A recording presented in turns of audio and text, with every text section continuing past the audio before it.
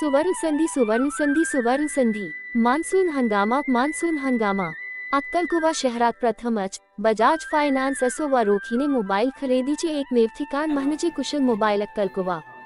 कुशल mobile अक्कलकुवा या ठिकाणी सर्व ब्रँडेड कंपनीचे मोबाईल रास्त व स्वस्त भावात मिळण्याचे एकमेव ठिकाण।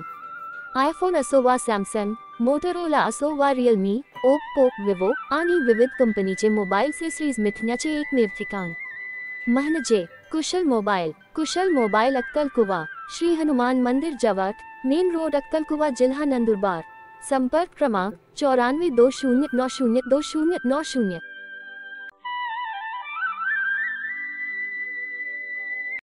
आणीबाणीच्या कारावासात झालेल्या बंदिवासांना नंदुरबार जिल्हा प्रशासनाकडून व जिल्हा माहिती कार्यालय नंदुरबार, बहुमाध्यम केंद्र तथा पत्रकार परिषद कार्यालय नंदुरबार या ठिकाणी जिल्हाधिकारी मिताली शेट्टी यांच्या हस्ते आणीबाणीच्या काळात कारावासात भोगलेल्या 39 बंदीजनांवर सचित्र माहिती देऊन गौरविण्यात आले। जिल्हा प्रशासनाच्या वतीने आयोजित आणीबाणीच्या काळात कारावासात भोगावा लागलेल्या बंदिवासांच्या गौरव समारंभ आणि प्रदर्शनाच्या उद्घाटन प्रसंगी जिल्हाधिकारी मिताली शेट्टी या बोलत होत्या। यावेळी अप्पर जिल्हाधिकारी धनंजय गोगाटे, उपजिल्हाधिकारी महेश चौधरी, जिल्हा माहिती अधिकारी रणजितसिंह राजपूत, महसूल विभागाचे तहसीलदार जगदीश भरकट, निवासी नायब तहसीलदार रिनेश गावित आदी या ठिकाणी उपस्थित होते।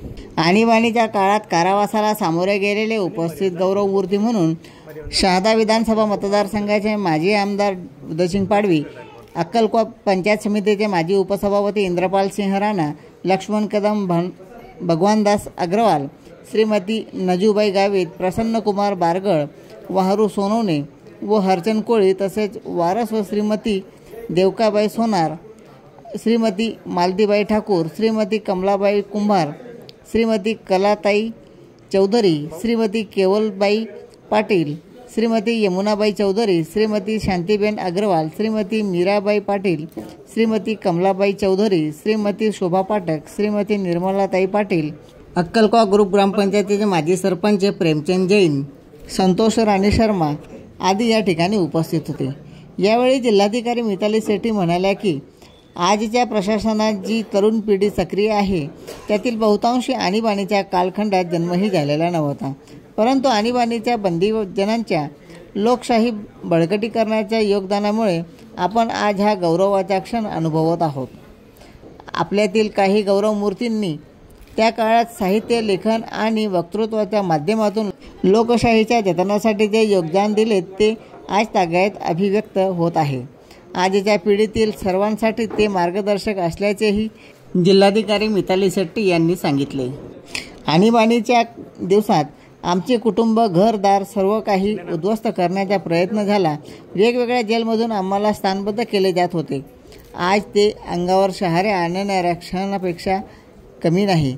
आजचा गौरवाचा क्षण आम्हा आणीबाणीग्रस्तांच्या जीवनाचा अविस्मरणीय क्षण असल्याचे पंचायत समितीचे माजी उपसभापती इंद्रपाल सिंह राणा यांनी श्रीजी न्यूज 24 चॅनलशी बोलताना सांगितले।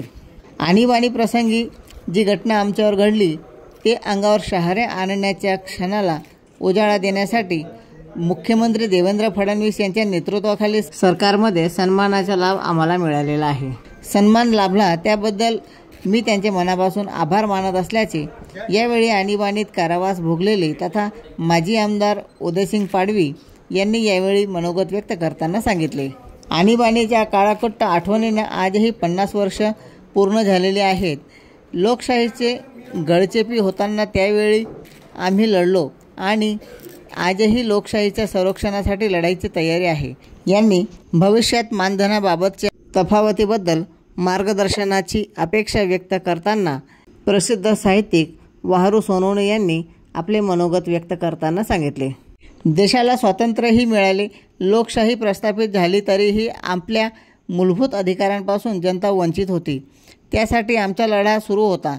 या लढ्याला चिरडून टाकण्यासाठी देशाचे तत्कालीन पंतप्रधान इंदिरा गांधींनी आणीबाणी लागू केलेली होती। लोकशाहीच्या हक्कासाठी आमचा लढा आम्ही कायम ठेवला आणि ते भविष्यातही कायम राहील असे सांगत सरकारने 50 वर्षांनी आम्हाला गौरवित केले। त्याबद्दल ज्येष्ठ कादंबरीकार नजूबाई गावित यांनी आपले मनोगत व्यक्त करताना सांगितले।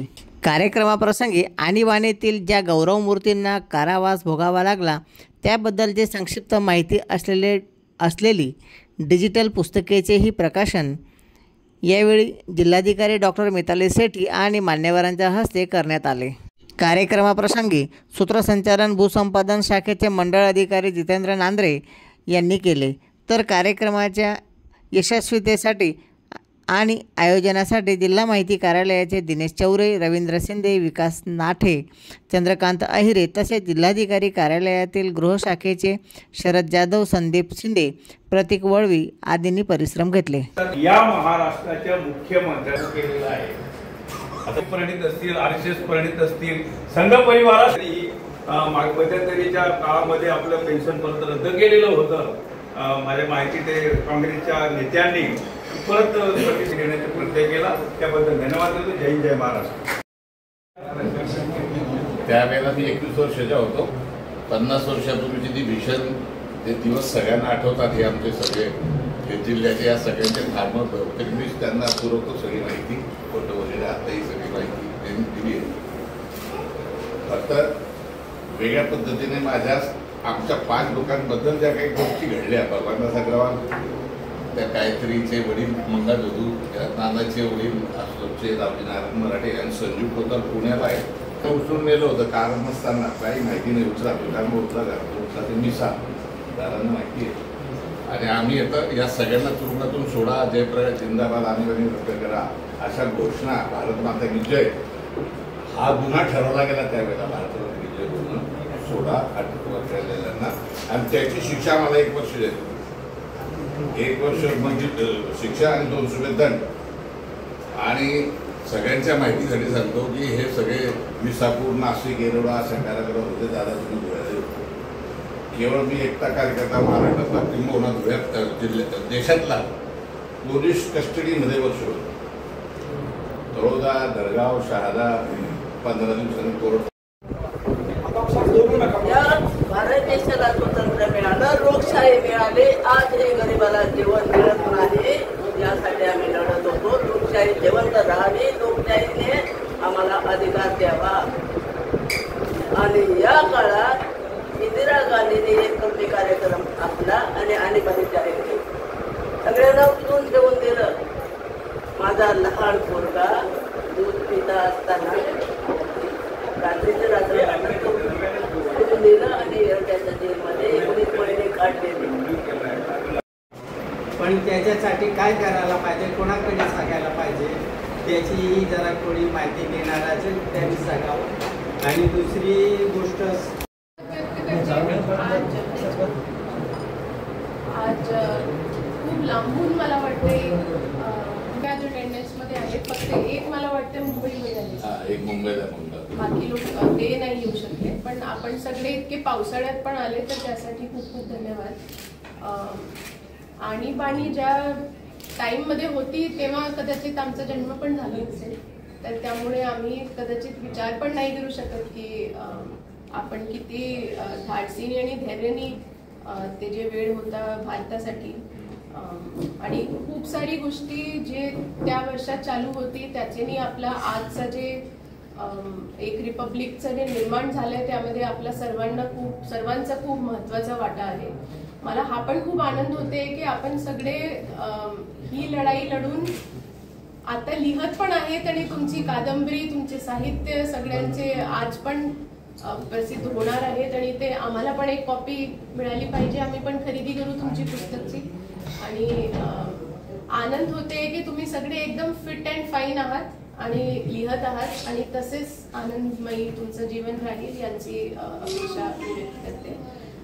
जे माझे समोर एक कागद आहे त्यामध्ये महिन्याचे जे तुम्हाला पैसे मिळाले पाहिजे त्यामध्ये जर कोणाला प्रॉब्लेम होते किंवा कोणते तरी डॉक्युमेंट्स तुम्हाला सादर करून आज जायचे तर कृपया करून DIO साहेबांकडे तुम्ही डॉक्युमेंट सादर करून जा। त्यामध्ये कोणते पण प्रकारची अडचण जर आपल्याला येते तर कृपया करून मी इथे उपलब्ध आहे, मला पण आपण सांगू शकतो।